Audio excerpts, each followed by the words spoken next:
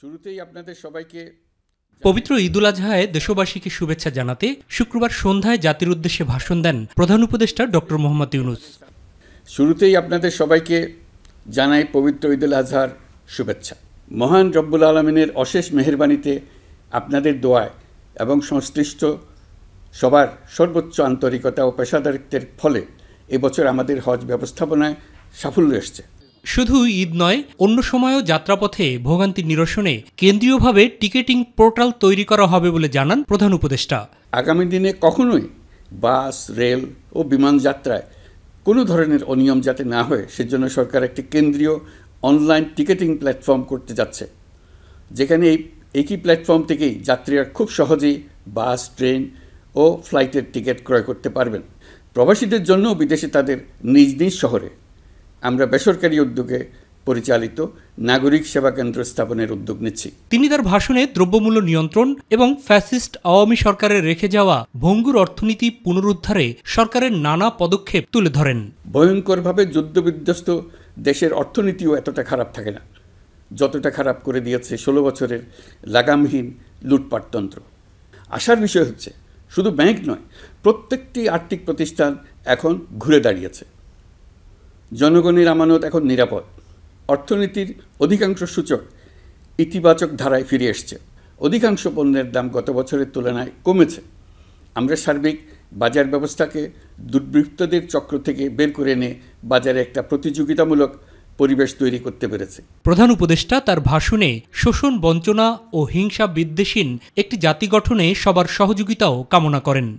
গত 16 বছর ধরে এদেশের প্রতিটি স্তরে অপরাধ, অনিয়ম, দুর্নীতির ভাইরাস ছড়িয়ে পড়েছিল।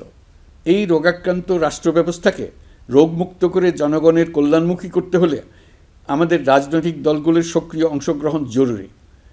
চট্টগ্রাম বন্দর হলো বাংলাদেশের অর্থনীতির হৃৎপিণ্ড। বর্তমানে এই হৃৎপিণ্ড অতি দুর্বল। অভিজ্ঞদের সাহায্য লাগবে। আমরা যাদের সঙ্গে যোগাযোগ করেছি তারা বন্দর ব্যবস্থাপনায় বিশ্বের সেরা।